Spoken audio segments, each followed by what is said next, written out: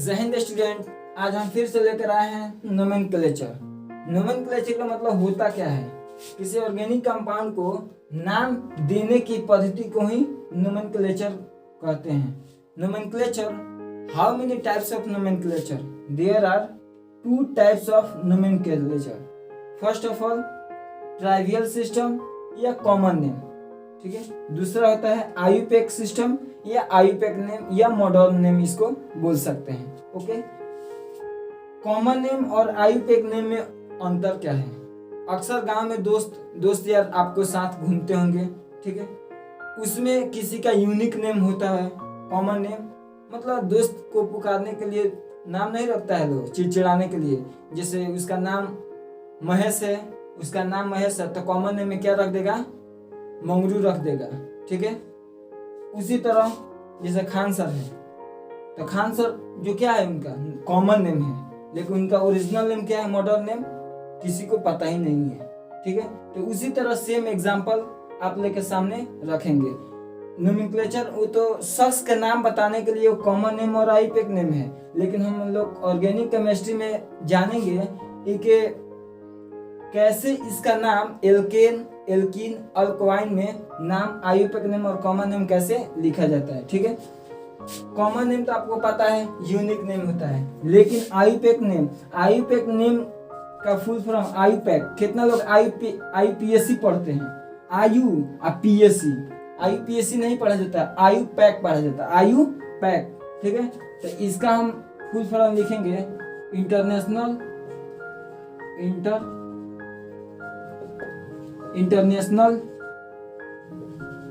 Union of pure and applied chemistry.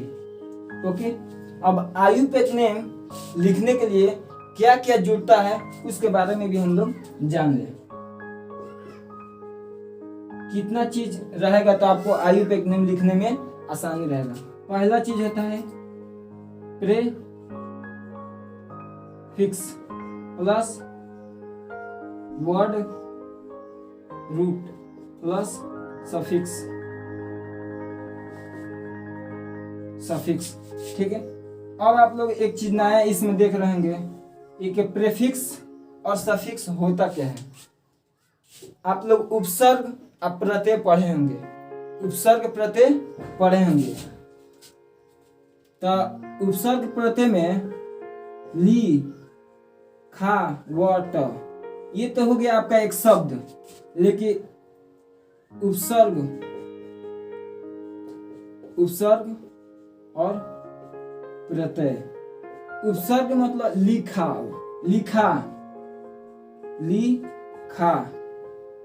Out, ठीक है। तो ये हमारा क्या हो जाएगा? लिखा क्या हो जाएगा? उपसर्ग हो जाएगा, मतलब पहले वाला, ठीक है। किसी भी शब्द के जो पहले होता है वो उपसर्ग होता है, और जो बाद में होता है लिखा प्लस आवट, तो क्या हो जाएगा? लिखावट। ओके, तो उसी तरह हमारा प्रीफिक्स मतलब किसी भी वर्ड, जैसे एल्केन की बात की जाए, अल्क प्लस ANE, तो अल्क हमारा क्या हो जाएगा? प्रीफिक्स हो जाएगा। ANE क्या हो जाएगा? हमारा सफिक्स हो जाएगा। Any doubt? This topic is clear? Okay, उपसर्ग मतलब पहले वाला, प्रत्यय मतलब बाद में वाला। उसी तरह प्रीफिक्स मतलब किसी वर्ड के पहले वाला, और सफिक्स मतलब बाद में वाला। अब हम लोग जानेंगे कि वर्ड रूट। इसका वर्ड रूट क्या होता है, इसको पहले आप लोग लिख लीजिए। अब उसके बाद से आप लोग बोर्ड पर देख रहे होंगे चैन लेंथ मतलब कार्बन 1 रहेगा तो उसका नाम क्या होगा, कार्बन 2 रहेगा तो उसका नाम क्या होगा, कार्बन 6 रहेगा तो उसका नाम क्या होगा, ठीक है। अब उसका वर्ड रूट मतलब उसका नाम क्या लिखाएगा। तो कार्बन 1 रहेगा ना, तो उसके लिए क्या लिखेंगे? मीथ। यहाँ पर डैश इसलिए दे रहे हैं क्योंकि ये सफिक्स यहाँ पर जुटेगा। अगर एल्केन रहेगा तो एल्केन का सफिक्स क्या होगा? अभी आप लोग बताए ALKANE, तो एल्केन में ANE है ना, ANE, तो वहीं जाके अगर एगो कार्बन रहेगा ना तो यहाँ पे क्या जुटेगा, ANE जुटेगा। तो इसीलिए अभी इसका डैश दे रहे हैं, क्या पता जब नाम लिखेंगे तो एल्केन का होगा कि एल्किन का होगा कि अल्कोहल का होगा। तो इसीलिए हम इसका पहले चार्ट उतार लेंगे, उसके बाद से जो जैसा रहेगा कार्बन के पास सिंगल बॉन्ड तो एल्केन का सफिक्स जोड़ेंगे, अगर डबल बॉन्ड रहेगा तो एल्किन के जोड़ेंगे। ठीक है, तो दो गो कार्बन रहेगा तो आपका ईथ हो जाएगा, मेथ ईथ प्रोप ब्यूट। 5 गो रहेगा तो पेंट, 6 गो रहेगा तो हेक्स, 7 गो रहेगा तो हेप्ट, 8 गो रहेगा तो ऑक्ट, 9 गो रहेगा तो नॉन, और 10 गो रहेगा तो डेक। ठीक है, अब इसके बाद से ये तो हमारा होगा, किस पे याद करेगा, meth eth pro but pent hex hept oct non dec. ठीक है, ये कार्बन जितना रहेगा उसका हमारा वर्ड रूट ये सब लिखाएगा। अब हम लोग देख रहे हैं एक प्रेफिक्स, ये तो हो गया वर्ड रूट, लेकिन ये क्या है, प्रेफिक्स है। अब प्रेफिक्स का मतलब होता क्या है इसको आप लोग समझिए। जैसे मान लीजिए कि सेम ग्रुप, जैसे कार्बन कार्बन कार्बन, ठीक है, ये सब है ना, CH, तो CH3 CH, यहाँ पर फ्लोरीन, यहाँ पे क्या है फ्लोरीन CH और CH3। ठीक है, तो देख रहे हैं कि 1 2 3 4 1 2 3 4 और 3 1 4। ठीक है, अगर दो सेम चीज है, जैसे हाइड्रोजन एटम है ना, तो हाइड्रोजन एटम सेम है तो सेम के लिए क्या लगेगा, डाई लगेगा। जैसे मिथाइल हो गया, फ्लोरीन की जगह क्या रहता, CH3, मीथेन से जब एगो कार्बन निकालेंगे तो क्या बनेगा, मिथाइल बनेगा। तो मान लीजिए 2 मिथाइल है तो 2 मिथाइल के लिए क्या लगेंगे, डाई लगेंगे। और वहीं 3 मिथाइल होगा CH3, 3 मिथाइल होगा तो क्या लिखेंगे, ट्राई लिखेंगे। सेम अगर कोई भी फंक्शनल ग्रुप में जुटा होगा तो उसके लिए प्रीफिक्स के रूप में हम लोग यूज करेंगे। ओके, तो इसका नाम क्या होगा, मोनो ऑन के लिए 1, इससे पता चलेगा कि 1 का मतलब मोनो लगेगा, और 2 के मतलब डाई, 3 के लिए ट्राई, 4 के लिए टेट्रा, 5 के लिए पेंटा, हेक्स के लिए 6, हेप्ट के लिए 7, ऑक्ट के लिए 8, नोना के लिए 9 और डेका के लिए 10। ठीक है, अब कोई कहेगा एक 10 के आगे भी जा सकता है क्या, अगर कार्बन रहेगा तो, हाँ जा सकता है। क्या लिखेंगे, अगर 11 रहेगा तो 11 के लिए ऑन, 1 के लिए क्या लगेगा, ऑन लगेगा, और 10 के क्या होता है, डेक, ऑन डेक। फिर 12 के लिए क्या लगेगा, ऑन, और 2 के लिए क्या लगता है, डाई। फिर 3 के लिए क्या लगेगा, 13 के लिए तो ऑन, डाई, डेक, और 3 के लिए ट्राई डेक।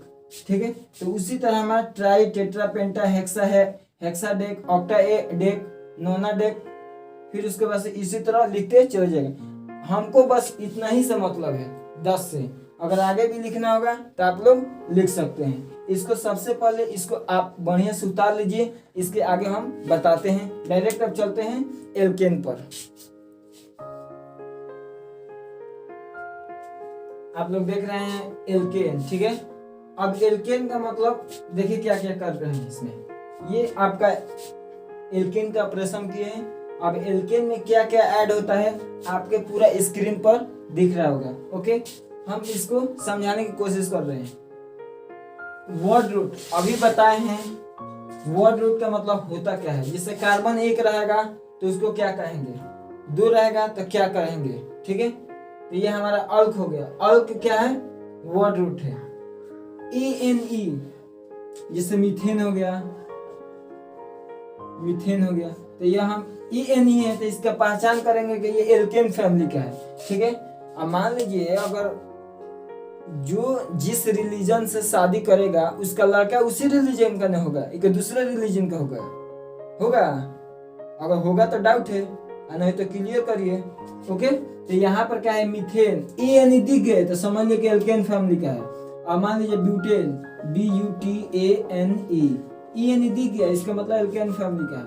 अगर वहां लिख देंगे BUTENE तो ये कोई कहेगा कि एल्केन फैमिली का है? कभी नहीं कहेगा। क्या कहेगा? ये एल्किन फैमिली का है, क्योंकि एल्किन का पहचान होता है ENE और एल्केन का होता है ANE। ठीक है, इसीलिए इसका सफिक्स क्या है, ENE। जहां जहां ENE रहेगा समझ लीजिए कि वो किस फैमिली का है, तो एल्केन का।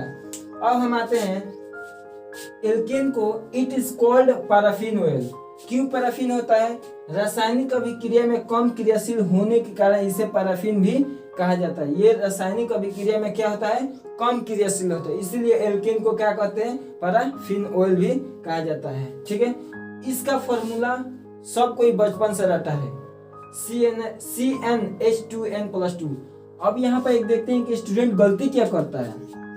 गलती करता है कि CnH2n+2। ये कौन सा फॉर्मूला है? लग रहा है कि चाइनीज से पढ़ के आया है। इस तरह कॉपी में देखते हैं, अरे भाई लिखने का तरीका ये है कि Cn उसके नीचे फिर H2n+2। ठीक है, तो लिखने का तरीका कम से कम सीखिए।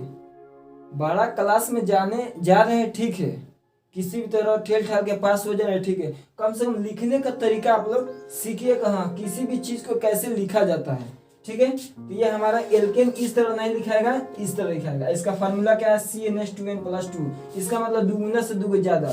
अगर कार्बन 8 रहेगा तो एल्केन का मतलब हाइड्रोजन कितना होगा, 8 दूना 16, 16 दू 18। ठीक है, अब मान लीजिए 4 रहेगा तो 4 दूना 8, 8 दू 10। तो हमारा फॉर्मूला से भी बता सकते हैं कि वो किस फैमिली का है, क्योंकि देखेंगे कि दुगुना से दुगुना ज्यादा है CnH2n। आगे हम इसको प्रूव करेंगे कैसे होगा। अभी फिलहाल जानिए कि CnH2n मतलब दुगुना से दुगुना ज्यादा है। तो 4 दूना के 8, 8 गो 2 गो 10 गो। ओके, अब इसके बाद से जाते हैं GMF। GMF मतलब होता क्या है, इसका फॉर्मूला होता है जनरल मॉलिक्यूलर फॉर्मूला।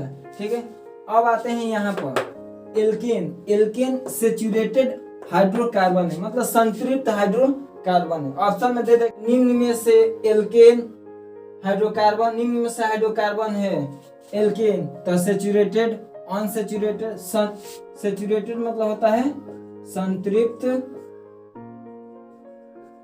हाइड्रोकार्बन,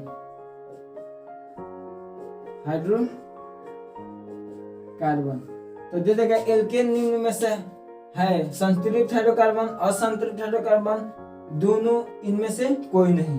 ठीक है, अब देखते हैं alkene n greater than equal to 1। n का मान क्या है, n number of carbon atom, किसी अणु में उपस्थित कार्बन एटम की संख्या को बतलाता है। कार्बन की संख्या जितना रहेगा वो n दिखा रहा है। अब इसका मतलब होता क्या है, बोल देंगे कि n greater than equal to 1। इसका मतलब कार्बन कितना रहना चाहिए, 1 या 1 से अधिक। n greater than 1 n greater than equal to 1। अब इसमें अंतर क्या है, बोल देते हैं कि n, इसको पढ़ा देते हैं n greater than equal to 1। इसका मतलब 1 या 1 से अधिक। कार्बन का संख्या कितना होना चाहिए, 1 या 1 से अधिक। तो 1 2 3 4 डॉट डॉट डॉट चलते चला जाएगा। लेकिन इसका मतलब होता है n greater than 1। n greater than का मतलब 1 के छोड़ के इसके बाद वाला डिजिट को गिनेंगे तो 2 3 4 5 डॉट डॉट डॉट चला जाएगा।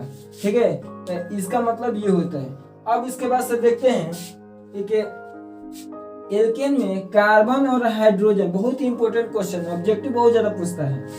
का एल्केन में कार्बन और हाइड्रोजन के बीच बॉन्ड लेंथ कितना होता है, तो 1.11 एंगस्ट्रॉम होता है। 1 एंगस्ट्रॉम इक्वल टू वाट, तो 10⁻⁻10 मीटर होता है। ठीक है, इसके बाद से 1 पिकोमीटर, पीएम मतलब पिकोमीटर, प्राइम मिनिस्टर मत समझ लीजिएगा, पिकोमीटर। ठीक है, 1 पिकोमीटर बराबर होता है 10⁻12 मीटर होता है। ठीक है, तो कार्बन और हाइड्रोजन के बीच बॉन्ड लेंथ, Bl मतलब क्या होता है, बॉन्ड लेंथ 1.11 एंगस्ट्रॉम। अब Be मतलब बॉन्ड एनर्जी 96 कैलोरी पर मोल होता है। और कार्बन के बीच सिंगल बॉन्ड कितना होता है 1.54 एंगस्ट्रॉम या 154 पिकोमीटर। ठीक है, अब बॉन्ड एनर्जी कितना होता है 84 किलो कैलोरी पर मोल। अब देखिए एंगस्ट्रॉम को पिकोमीटर में चेंज किया गया है, कैसे चेंज किया गया है उसको थोड़ा देखते हैं हम लोग। ठीक है, थोड़ा इसको भी समझना चाहिए। तो 1.54, अब दशमलव को हटाएंगे, दशमलव के पास कितना डिजिट है 1 2, तो 2 जीरो बैठा देंगे। अब क्या करेंगे तो 2 जीरो का मतलब क्या आता है 10 के पावर 2। ओके, अब इसी 10 के पावर अब 100, अब क्या लिखेंगे 154 अब गुणे 10 के पावर 2 ऊपर जाएगा तो क्या हो जाएगा -2 क्या है एंगस्ट्रॉम। ठीक है, तो 1.54 गुणे 10 के पावर -2 एक एंगस्ट्रॉम बराबर क्या लिखवाए हैं 10 के पावर माइनस कितना होगा बोलिए आप लोग 10। तो क्या लिखेंगे 10 के पावर -10 हो गया। अब इसके बाद देखते हैं 154 और 10 के पावर -2 और 10 के पावर -10, तो हम लोग जानते हैं माइनस माइनस प्लस और 10 और 2 12, तो कितना आ जाएगा 10 के पावर -12। 12 इसलिए है लिखे हैं 10 के माइनस इसलिए लिखे हैं क्योंकि 10 और 2 में सबसे बड़ा कौन है 10 है और 10 का सामने क्या है माइनस है, तो इसलिए माइनस क्या हो जाएगा पिकोमीटर। अब इसको 1.54 पिकोमीटर हो जाएगा। ठीक है, मीटर लिख दिया, क्या हो जाएगा पिको में कन्वर्ट हो जाएगा, क्योंकि हम जानते हैं 1 पिकोमीटर बराबर होता है 10 के पावर -12। अब एल्केन का डेफिनेशन देख लीजिए थोड़ा। वैसा संतृप्त हाइड्रोकार्बन जिसमें कार्बन कार्बन परमाणु के बीच कौन सा बॉन्ड होना चाहिए सिंगल बॉन्ड के द्वारा जुड़ा होना चाहिए। देख रहे हैं कार्बन और कार्बन परमाणु के बीच कौन सा बॉन्ड है सिंगल बॉन्ड के द्वारा जुड़ा होना चाहिए। मतलब अगर सिंगल बॉन्ड कहीं पर भी दिखाई दे कार्बन कार्बन परमाणु के बीच तो समझिए वो कौन सा फैमिली का है एल्केन फैमिली का है। अब एक चीज समझते हैं कि मान लीजिए कार्बन कितना है 2 है। ठीक है, इसका जनरल मोलिकुलर फॉर्मूला से तो आप लोग समझ गए होंगे, लेकिन देखते हैं कि कार्बन 2 है, जनरल मोलिकुलर फॉर्मूला 2 से 2 क्या होगा अधिक होगा। ठीक है, तो 2 कार्बन 2 तो हाइड्रोजन कितना 2 दूना 4 2 6। ठीक है, कार्बन 8 तो 8 दूना 16 16 2 18, तो इस तरह हम लोग 2 से 2 ज्यादा फॉर्मूला से बता सकते हैं तो किस फैमिली का है। ओके, अब उसके बाद से इसके बारे में एग्जांपल देखते हैं। साथी किधर है मिट कर दे इसको।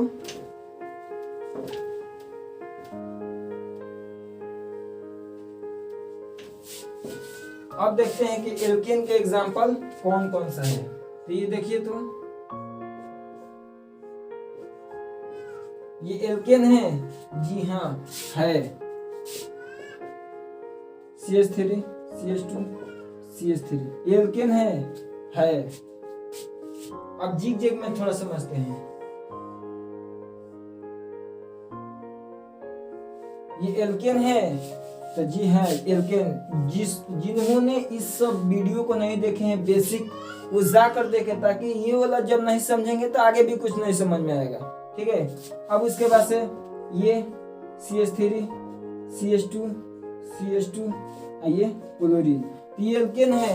एल्केन तो है लेकिन इसको एल्केन नहीं कहेंगे। क्यों नहीं कहेंगे? क्योंकि ये एल्केन का डेरिवेटिव्स है। एल्केन से जब एगो हाइड्रोजन के निकालेंगे तो वो डेरिवेटिव्स बन जाता है। वो कैसे बनता है इसके बाद हम लोग नाम एल्केन के बारे में जब नाम लिख लेंगे तब उसके बारे में डेरिवेटिव्स के बारे में कुछ बताएंगे। तो ठीक है, ये एल्केन का क्या है डेरिवेटिव्स है। उसी तरह कुछ भी क्लोरीन फ्लोरीन हैलोजन एटम जुड़ा रहेगा तो वो सब क्या है एल्केन का डेरिवेटिव्स है, या तो फंक्शनल ग्रुप हो या तो हैलोजन एटम। इस तरह हमारा एल्केन का ऑपरेशन हो गया है। अब इसके बाद सीखेंगे नाम लिखने के लिए। अब उसके बाद से सीखेंगे नाम लिखने के लिए, और इस वीडियो को उस इंसान तक जरूर पहुंचाए जो अभी इसका जरूरत है। ठीक है, इतना ही के लिए आज के लिए बहुत बहुत धन्यवाद। जय हिंद, जय भारत।